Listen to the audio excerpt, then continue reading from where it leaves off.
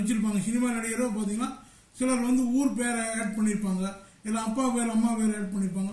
குறிப்பாக சொன்னீங்கன்னா இந்த மாதிரி ஒரு சிலருக்கும் இந்த மாதிரி தொழில் அமைப்பு இல்லாதீங்க, அவங்க முன்னாடி வந்து ஏதோ ஒன்று ஊர் பேரவோ அவங்களுக்கு ஏதாவது ஒரு சாதாரணமாக ஒரு எப்படி சொல்கிறது உங்களுக்கு புரியுற மாதிரி சொல்லணும்னா ஒரு முன்னாடி வந்து அவங்க அம்மா பேரவோ அப்பா பேரவோ எது மேட்ச் ஆகுதோ அதை பாஸ் பண்ணிக்கிறது ரொம்ப சிறப்பு. சரிங்களா? அடுத்தது அப்போ இந்த ஜாதகத்துக்கு இங்கே வர தலைவன் ஒன்று இருக்கு. இதை கிளிக் பண்ணிங்கன்னா காட்டும். என்ன காட்டுது? என்ன கோடு? Very good. ஒரு நிமிஷம் நான் தண்ணி குடிச்சுக்கிறேன்.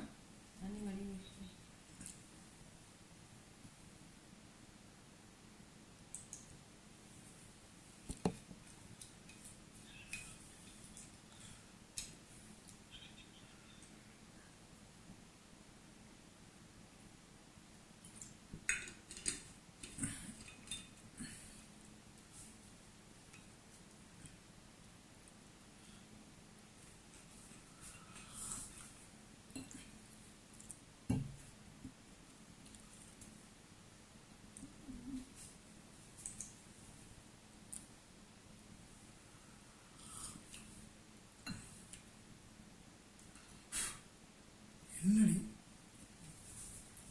அப்படி எட்டி பார்க்குறாங்க? என்ன தெரியுது?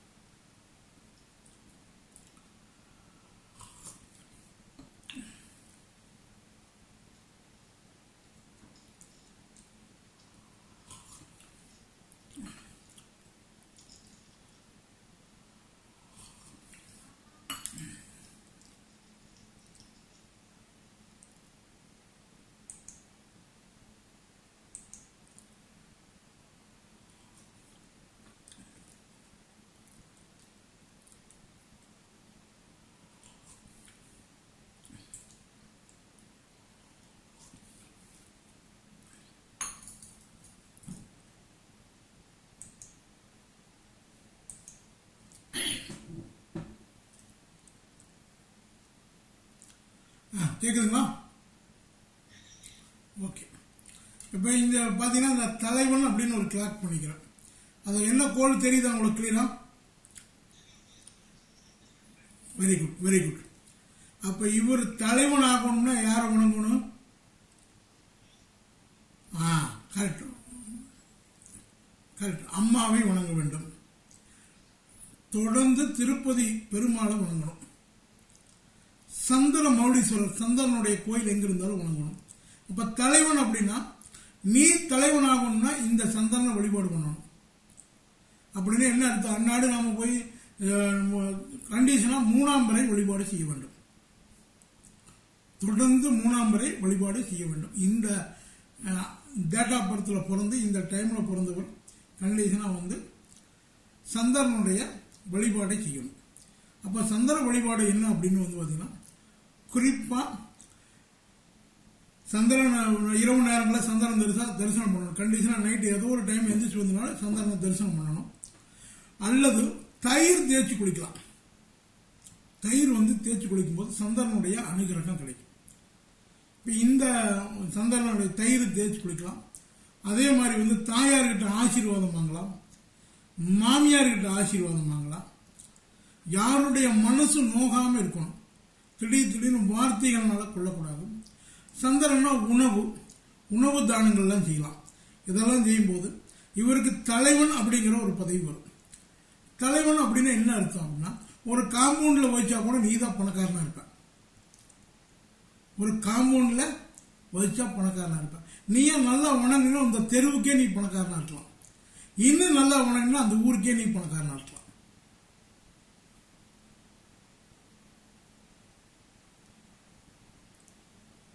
என்ன ஒருத்தர் ஒன்றும் பேச மாட்டேங்கிறீங்க, சைலண்டா இருக்கீங்க. அம்மாவை தாயாரை வணங்குறது காலச் சிறந்தது. அப்போ ஒரு முக்கியமான விஷயங்களை பார்க்க போறோம், ஒரு முக்கியமான சோழியா பயணம் பண்றோம். அப்ப தாயாருடைய ஆசீர்வாதத்தை வாங்கிட்டு போறது இவருக்கு தலைவனுங்கிற பதவி தானா தேடி வரும். அப்படின்னு என்ன, தலைவன்னா எல்லாத்துக்கும் மேல போகணும். தாராளமா மனசார கூட பிரார்த்தனை பண்ணிக்கலாம். அம்மாவனுடைய இந்த ஜாதகருக்கு மட்டும்தான், இந்த பக்கத்தால் வீட்டுக்காரருக்கெல்லாம் கிடையாது, இந்த ஜாதகருக்கு மட்டும்தான். எஸ் கோல் மாதிரி குரு வந்து அதுக்கு தகுந்த மாதிரி வழிபாடு. ஆசிரியர் வணங்கணும், அதே மாதிரி குருவை மதிக்கணும். குரு வாரக்கு முன்னாடி நீங்க வரணும், குரு வந்த வரவு நீங்க வரக்கூடாது.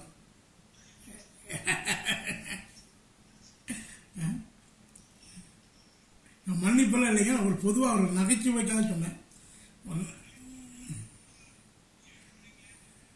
நேற்று நாங்கள் உங்களுக்கு முன்னாடியே உங்களுக்கு முன்னாடியே தகவல் தெரிவிச்சுட்டேன். எதுங்க, இந்த சாப்ட்வேர் உருவாக்குறதுக்கு குறைஞ்சபட்சம் என்னுடைய உழைப்பு வந்து ஒரு 25 ஆண்டுகாலமாச்சு. இது அறிமுகம் 2019.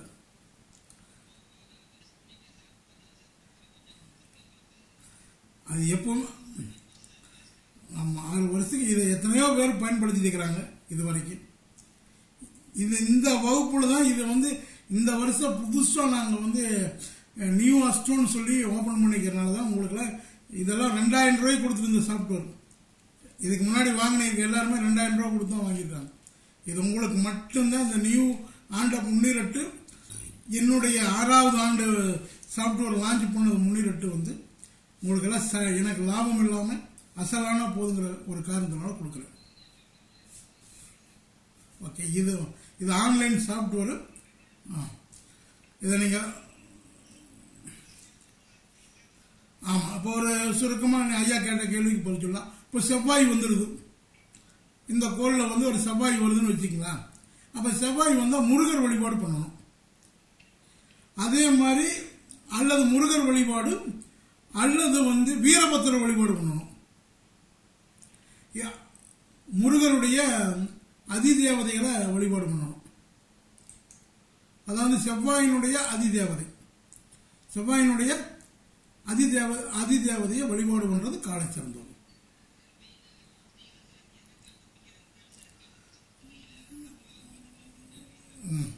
அதுக்கு மேல சொல்லுங்க. அண்ணன் அண்ணன் மூத்த சகோதரங்கிட்ட போய் ஒரு ஆசீர்வாதம் வாங்கிட்டு போலாம். எங்க அண்ணாருக்கு நான் உரிய அக்கா வராது, அண்ணன் தான் வரும். அண்ணன் சகோதரன் சொல்லிட்டாவே மூத்தவன். நீங்க ஆசீர்வாதம் யாருக்கிட்ட வாங்கணும் அப்படின்னா நமக்கு மூத்தவர்கிட்ட தான் வாங்கணும். செவ்வாய்னு சொன்னாவே சகோதரன், அக்கான சுக்கரன்.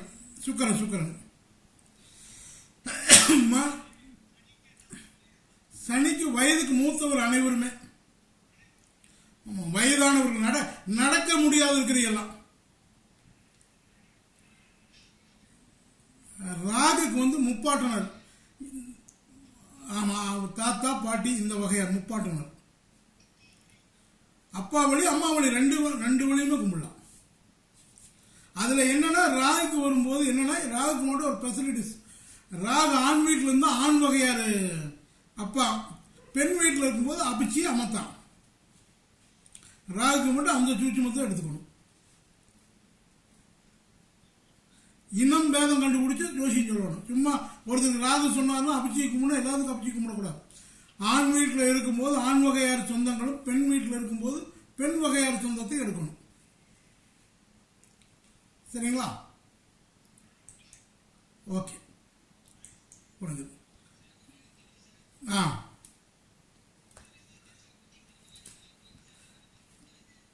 இது உங்க முகம், அவ்வளவுதான். உங்க முகம் மாறுமா? உங்க கைரேகம் மாறுமா? உங்க கைரேகை மாறுமா? அதே தான் அது, மாறவே மாறாது. லைஃப் ஃபுல்லாக உங்க முகமும் உங்க கைரேகை மாதிரி. சரி, இன்றைய சொல்லுங்க ஐயா.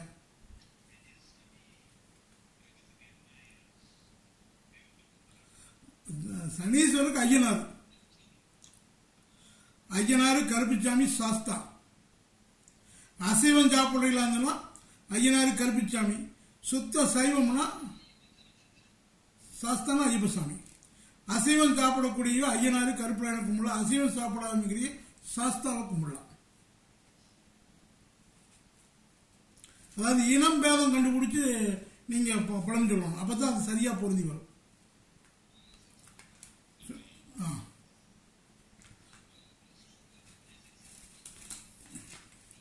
ஆமா, எல்லா தெய்வங்களுக்கும் அப்படித்தான் இருக்குது.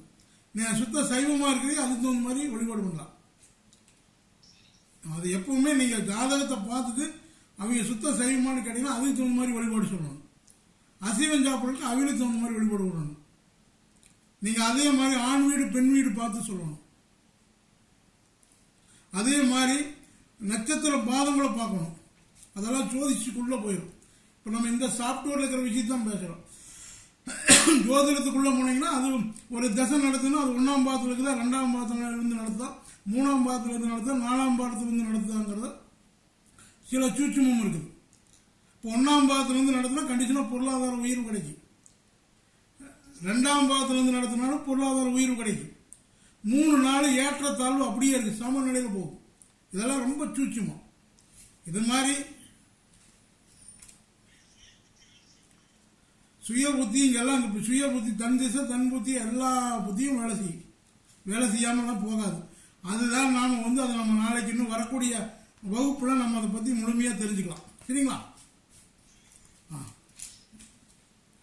சரி, இன்றைய வகுப்புல எல்லாம் சந்தேகம் இருந்தா கேளுங்க, நிறைய பண்ணலாம். அது நாளைக்கு வரிசையில் போனாதான் உங்களுக்கு புரியும். இதுல இருக்கிற சந்தேகத்தை கேளுங்க, கிளியர் பண்ணிக்கலாம். இந்த சாஃப்ட்வேர் சரியா ஒர்க் அவுட் ஆகல அப்படிங்கிறது எனக்கு அதை ஒரு ஸ்கிரீன்ஷாட் எடுத்து நீங்க எனக்கு அனுப்புங்க. நீங்க எங்க தப்பு பண்ணிக்கிறீங்க நான் சொல்லிடுறேன். ஓகே,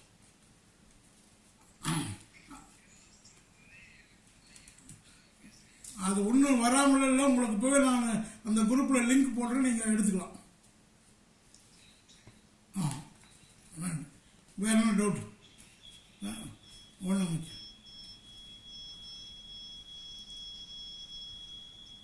யாரோ சவுண்ட் வருது, நோட்ல போடுங்க.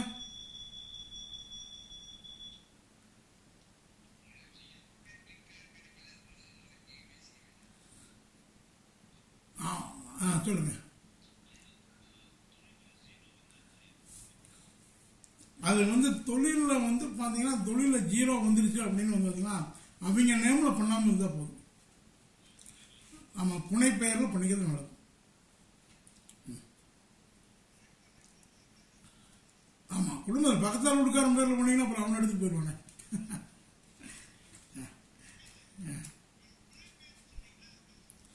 புனை பெயர் அப்படின்னு பாத்தீங்கன்னா இன்னொன்று வச்சுங்களா. இப்போ ஜிவாஜி கணேசன் இருக்கிறாங்க. முதல்ல கணேசன் தான் வந்தாங்க, மறுபடியும் ஜிவாஜி கணேசன் போட்டாங்க. அந்த மாதிரி ஒரு புனைப்பெயர் நீங்க உங்க இப்போ நம்ம என்ன எடுத்துக்கல, புனைப்பெயர் குன்னத்தூர் ராஜேந்திரன் போடுவேன்.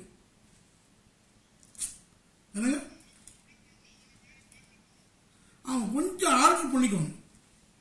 இப்போ நம்ம என்ற முதலாம் பார்த்தீங்கன்னா குன்னத்தூர் ராஜேந்திரன் தான் போடுவேன். வெறும் ராஜேந்திரன் ஜோதிடர் ராஜேந்திரன் போட மாட்டேன். குன்னத்தூர் ராஜேந்திரன் அப்படின்னு ஒரு நேம் கிரியேட் பண்றதாங்க.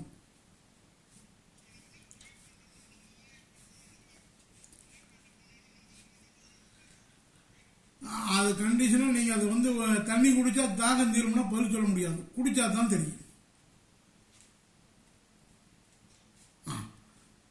என்ன இந்த ஐயா எனக்கு மாதமா சொல்றாரு நினைக்காதீங்க, உண்மையில அதுதான். என்ன இல்ல அப்படி எனக்கு முடக்கா பேசுறாரு நினைக்காதீங்க. நான் கொஞ்சம் நகைச்சுவையான ஆளு.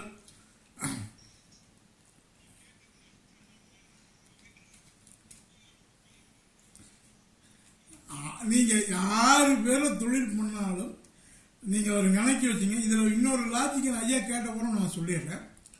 இப்போ நீங்கள் உங்கள் குழந்தை பேரில் ஒன்று பண்ணுறீங்க அப்படிங்கிறதுனால இப்போ உங்கள் குழந்தையுடைய ஜாதகத்தில் அந்த குழந்தை பேரில் பண்ணுறீங்க. அப்படிங்கும்போது குழந்தை நல்லா இருந்ததுன்னா தொழில் மோசமாக போயிடும். குழந்தை சரியில்லாமல் போனால் தொழில் நல்லா இருக்கு. எப்பவுமே உயிர் காரகத்தின் மேலே தொழில் பண்ணக்கூடாது. புரிஞ்சுங்களா? உயிர் காரகத்தின் மேலே தொழில் பண்ணக்கூடாது. பண்ணீங்கன்னா ஏதோ ஒன்று தான் ஜெயிக்கி ஒன்று தோற்று போயிடும். இப்போ உங்கள் பையன் பேரில் பண்ணுறீங்க, உங்கள் பையனுக்கு ஒரு 5 வருஷம்னு வச்சிங்களேன். ஒரு உதாரணத்துக்காக சொல்கிறேன், நீங்கள் கோவிச்சுக்காதீங்க.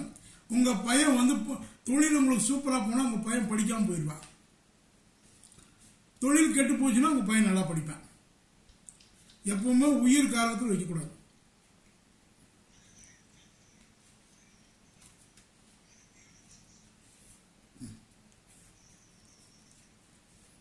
கைதட்டி பாராட்டு.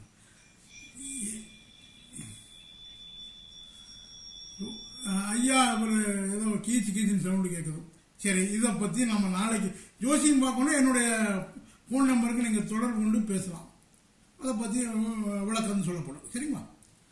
சரி, இதுதான் லாஜிக். நீங்கள் எப்பவுமே ஒரு இது மாதிரி எத்தனையோ இருக்குது ஜோசியத்தில், ஒன்று மட்டும் கிடையாது. இன்னும் நான் வர சொல்லுங்க. ஆமாம், விரைவில் நம்ம ஐயா வந்து அதுக்கான தேதியெல்லாம் குறிப்பார். அதனால் நம்ம வையாபுரி ஐயா அவர்கள் வந்து விரைவில் அதுக்கான பிளானிங் பண்ணிக்கிறோம். அதான் வந்து அது எப்படிங்கிறது இப்போ ஒரு சின்ன ஒரு விஷயம் நான் உங்கள்கிட்ட பேசுகிறேன். அதான் வந்து ஒரு ஜாதகத்தை வந்து வச்சு இப்போ இது வந்து தற்காலிக பலன் தான் இதுக்குடைய பேர்.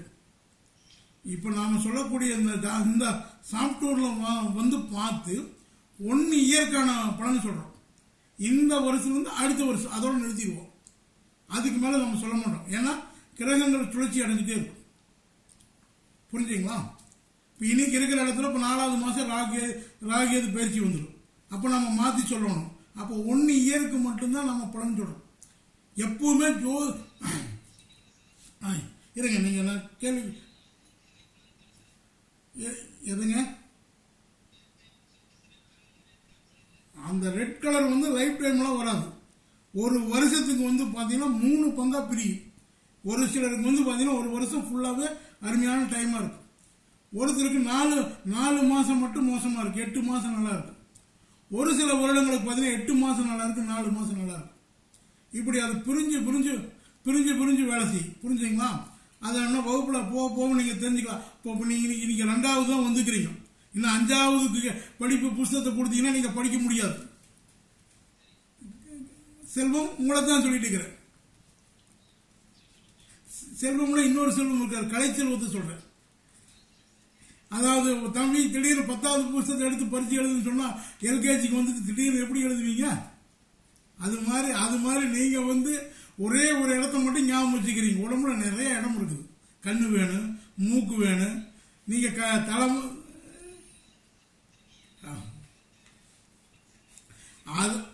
அதுல வந்து இதுல என்ன அப்படின்னு வந்து பாத்தீங்கன்னா விரைவில் வந்து ஐயா வந்து வகுப்புக்கான அறிவிப்பார் வையாபுரி ஐயா. இதில் என்ன அப்படின்னா இந்த மாதிரி ஒரு நல்ல விஷயங்கள் கிடைக்கும்போது மற்றவரையும் நீங்கள் இணைத்து சொல்லதான் ஜோதிடத்தினுடைய ஒரு நம்மளால முடிஞ்ச ஒரு ஜோதிடர் வளர்றதுக்காக நம்ம ஒரு உதவி செய்யணும். இப்போ இந்த சாஃப்ட்வேரை என் பரம்பரையாக நான் வச்சுக்கலாம், யாருக்கு கொடுக்காம கூட நான் வச்சுக்கலாம். எனக்கு அந்த எண்ணமே கிடையாது. பிரபஞ்சம் எனக்கு கொடுத்து நான் இன்னொருத்தர் கொடுத்தா தான். அதனால தான் அந்த காலத்தில் பெரியவங்க சொல்லுவாங்க, இறைச்ச கிணறு மட்டும்தான் ஊறும்பாங்க, இணைக்காத கிணறு ஊறவே கூடாது. நீங்கள் இன்னொருத்தர் தலைங்காட்டினா எங்களுக்கு இன்னொரு புதிய விஷயம் கிடைக்கும். இதான் பிரபஞ்சம் கொடுத்து தான் பிரபஞ்சத்துக்கு வாங்கிக்க முடியுமா? அதெல்லாம் கொடுக்காம பிரபஞ்சம் தரவே தர.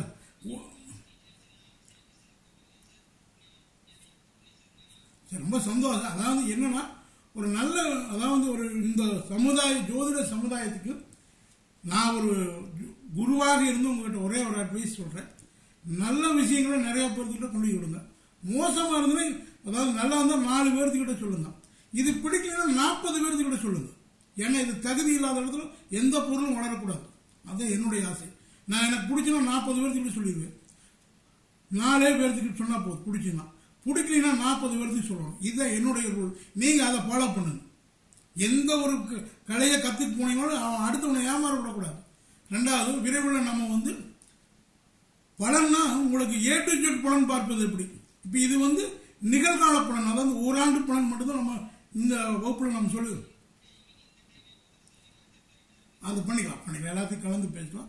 இப்போ நீங்கள் இதில் என்ன அப்படின்னா, இப்போ ஒரு ஜாதகர் வர்றாரு, அவர் வந்து ஒரு தொழில் கேள்வி கேட்குறாரு.